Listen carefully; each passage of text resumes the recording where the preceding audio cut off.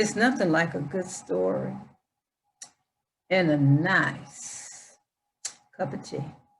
Now, I want to finish this story up a little bit, and I want to talk about why they threw Yehoshep in a pit. They was tired of him. I mean, when I say they was tired of him, I'm telling you. But you're going to find out they was tired of their brother. All that talebearing and lying and carrying on, and then especially their father liked him more than all the rest of them. Now, you know, they had something for him, you know. They had something for him. Yes, indeed. I guess they had been thinking and plotting and scheming for years about getting that boy.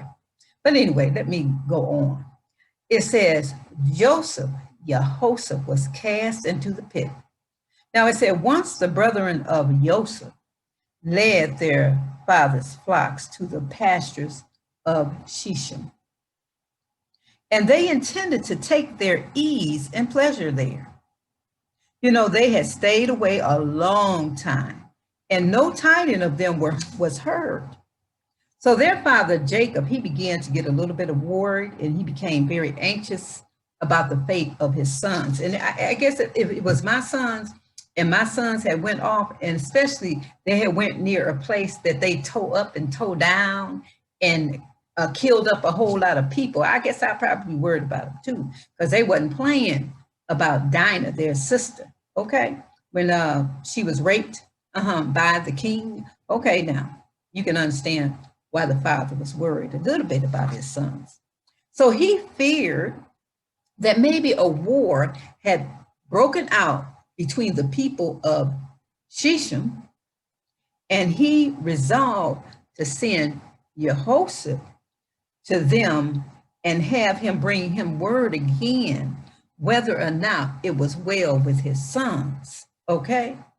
And Jacob desired to know about the flocks, for it is the duty and the concern of oneself to be concerned about your sons and be concerned about the welfare of anything that you derive your profit from. And though he knew that the hatred of his brethren might bring on unpleasant adventures, yet Yehoshep, in reverence to his father, declared himself ready to go on his father's errand. And later, whenever Jacob remembered his dear son's willing spirit, the recollection just stabbed him into the heart. And he would say to himself, you didn't know the hatred of your brethren, and yet you didn't say, here am I. When I think about that part, it makes me want to cry, because I think about how painful it was for Jacob to send the son of his heart, the son that belonged to the woman that he loved, to send him away and then hear a terrible report that he was torn by wild beasts. But we'll find out that that didn't happen. Jacob dismissed Yehoshep with the injunction that he journey only by daylight, saying furthermore, go now, whether it be well with your brother and well with the flock, and send me word. It was an unconscious prophecy.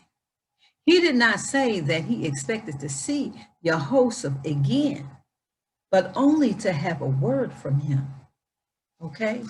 And since the covenant of the pieces that Yahweh had resolved on account of Abraham's doubting question that Jacob and his family should go down into Egypt to dwell there, the preference shown to Yehoshep by his father and the envy it aroused, leading finally to the sale of Yehoshep and his establishment in Egypt, were but disguised means created by the Most High, instead of executing his counsel directly by carrying Jacob down into Egypt as a captive.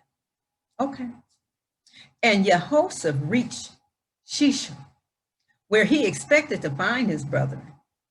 And Shechem was always a place of ill omens for Jacob and his seed, because there was the place, as I told you, where Dinah was dishonored. Yes, she was dishonored because she was raped. And there the 10 tribes of Israel rebelled against the house of David, while Rehoboam ruled in Jerusalem. And there Jeroboam was installed as king, not finding his brethren and the herd in Shechem.